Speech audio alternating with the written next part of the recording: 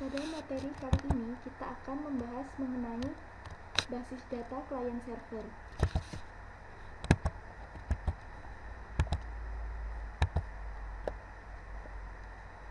Pokok bahasan yang akan kita bahas pada materi kali ini yang pertama yaitu pendahuluan, arsitektur klien server, dan pengaksesan query pada basis data klien server.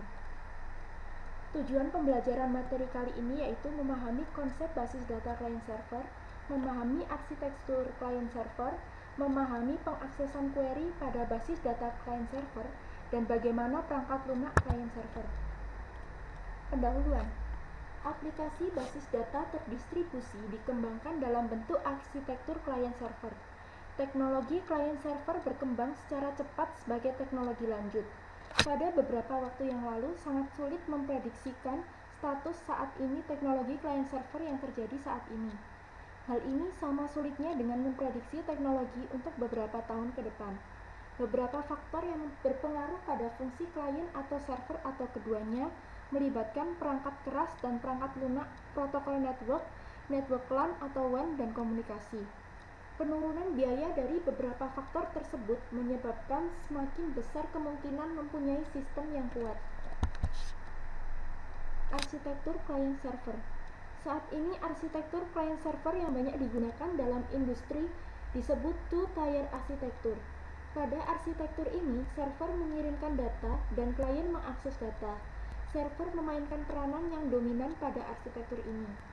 Keuntungan sistem ini adalah kesederhanaan dan kompatibilitas dengan sistem yang legal. Arsitektur klien server yang dikembangkan kemudian adalah three-tier arsitektur. Pada model ini, layer direpresentasikan sebagai host, server, dan klien. Server memainkan peranan sebagai penengah dengan mengirim aturan bisnis berupa prosedur atau constraint yang digunakan untuk mengakses data dari host. Klien berisi antarmuka, GUI, dan beberapa aplikasi tambahan mengenai aturan bisnis. Kemudian server bertindak sebagai conduit of passing, memproses data dari host ke klien di mana kemudian diproses atau difilter dan dipresentasikan ke pemakai dalam format GUI. Antarmuka pemakai, aturan, dan pengaksesan data bertindak sebagai three-tier. Klien biasanya dihubungkan ke server melalui LAN dan server dihubungkan ke host melalui WAN. Klien melakukan remote yang dihubungkan ke server melalui WAN juga. Sistem ini sangat cocok untuk perusahaan besar di mana basis data terpusat dapat disimpan dalam host dan biaya pembangunan LAN dan WAN dapat diatur dan dioptimasi menggunakan teknologi yang baru untuk setiap bagian yang berbeda dalam organisasi.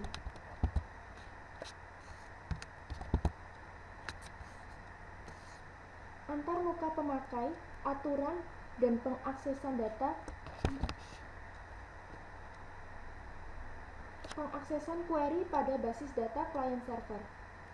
Setiap klien harus menggunakan query SQL yang tepat dan menyediakan antarmuka pemakai dan fungsi antarmuka untuk bahasa pemrograman. Karena SQL adalah bahasa standar relasional sebagai SQL Server, meskipun disediakan oleh vendor yang berbeda dapat menerima perintah SQL. Klien juga merujuk pada data dictionary yang di dalamnya terdapat informasi pada data distribusi di antara server SQL yang berbeda, sebagai modul untuk dekomposisi query global ke dalam sejumlah query lokal yang dapat dieksekusi pada berbagai tempat. Interaksi antara klien dan server selama pemrosesan query SQL adalah sebagai berikut, yaitu klien melakukan parsing query pemakai dan memecahkannya ke dalam sejumlah query independen untuk setiap tempat. Setiap query tersebut dikirim ke server yang sesuai. Setiap server memproses query lokal dan mengirim relasi hasil ke klien. Kemudian klien mengkombinasikan hasil subquery untuk memproduksi hasil dari query asal yang dikirim. Pada pendekatan ini, server SQL juga disebut transaction server atau database processor atau back-end machine, sedangkan klien disebut application processor atau front-end machine. Interaktif antara klien dan server ditentukan oleh pemakai pada level klien atau melalui modul khusus pada DBMS klien yang merupakan bagian dari paket DBMS. Dalam DDBMS yang banyak digunakan, model perangkat lunak dibagi ke dalam 3 level. Yang pertama, perangkat lunak server bertanggung jawab pada manajemen data lokal, kebanyakan sama dengan perangkat lunak DBMS. Yang kedua, perangkat lunak klien bertanggung jawab untuk fungsi distribusi, mengakses informasi distribusi data dari katalog DDBMS, dan memproses semua permintaan yang membutuhkan akses ke lebih dari satu tempat. Hal ini juga ditangani semua antarmuka user. Perangkat lunak komunikasi biasanya dihubungkan dengan sistem operasi terdistribusi, menyediakan primitif komunikasi yang digunakan oleh klien untuk mengirim perintah dan data ke tempat yang berbeda sesuai kebutuhan. Perangkat lunak ini adalah perangkat lunak yang ketiga. Hal ini bukan bagian yang terpenting dalam DDBMS, tetapi menyediakan primitif komunikasi dan pelayanan yang esensial. Klien bertanggung jawab untuk membangkitkan eksekusi terdistribusi untuk beberapa tempat server suatu query atau transaksi, dan untuk melakukan supervisi eksekusi terdistribusi dengan mengirim perintah ke server. Perintah ini termasuk query lokal dan transaksi yang dieksekusi selain perintah untuk mengirim data ke klien atau server lain.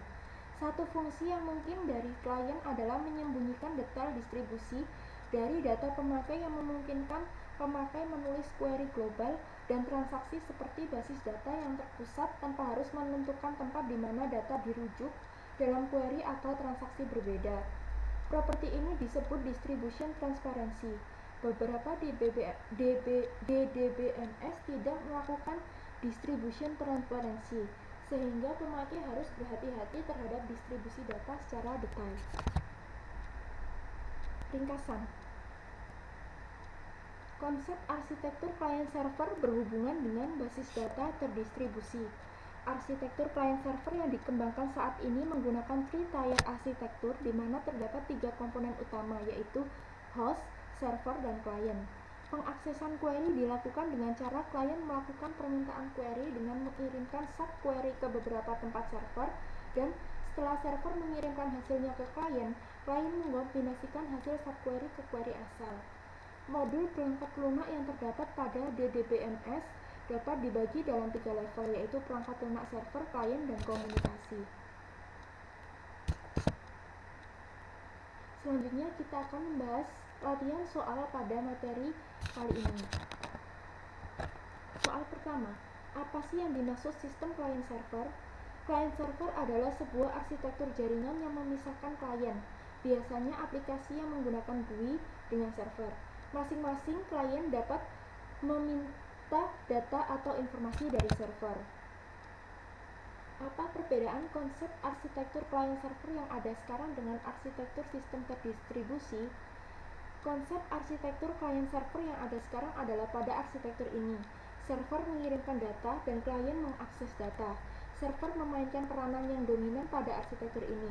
Keuntungan sistem ini adalah kesederhanaan dan kompatibilitas dengan sistem yang legal.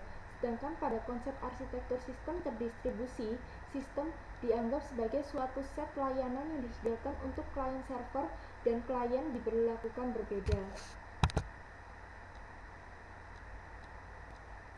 Sebutkan bagaimana tugas host, server, dan server pada three-tier arsitektur. Server memainkan peranan sebagai penengah dengan mengirimkan aturan bisnis berupa prosedur atau constraint yang digunakan untuk mengakses data dari host. Klien berisi antarmuka GUI dan beberapa aplikasi tambahan mengenai aturan bisnis. Kemudian server bertindak sebagai conduit of passing, memproses data dari host ke klien, di mana kemudian diproses atau difilter dan dipresentasikan ke pemakai dalam format GUI. Antarmuka pemakai, aturan, dan pengaksesan data bertindak sebagai three-tier. Klien biasanya dihubungkan ke server melalui WAN dan server dihubungkan ke host melalui WAN. Klien melakukan remote yang dihubungkan ke server melalui WAN juga. Soal keempat, jelaskan bagaimana pengaksesan query dari klien ke server dan hasil query dari server ke klien. Pengaksesan query dilakukan dengan cara klien melakukan permintaan query dengan mengirimkan sub-query ke beberapa tempat server, dan setelah server mengirimkan hasilnya ke klien mengkombinasikan hasil sub-query ke query asal. Soal kelima, Perangkat lunak apa saja yang diperlukan pada sistem client server? Yang pertama, perangkat lunak server bertanggung jawab pada manajemen data lokal, kebanyakan sama dengan perangkat lunak DBMS. Yang kedua, perangkat lunak klien bertanggung jawab untuk fungsi distribusi, mengakses informasi distribusi data dari katalog DBMS dan memproses semua permintaan yang membutuhkan akses ke lebih dari satu tempat. Hal ini juga ditangani semua antarmuka user. Perangkat lunak komunikasi biasanya dihubungkan dengan sistem operasi terdistribusi, menyediakan primitif komunikasi yang digunakan oleh klien untuk mengirim perintah dan data ke tempat yang berbeda sesuai kebutuhan. Hal ini bukan bagian yang terpenting dalam DDBMS, tetapi menyediakan primitif komunikasi dan pelayanan yang esensial.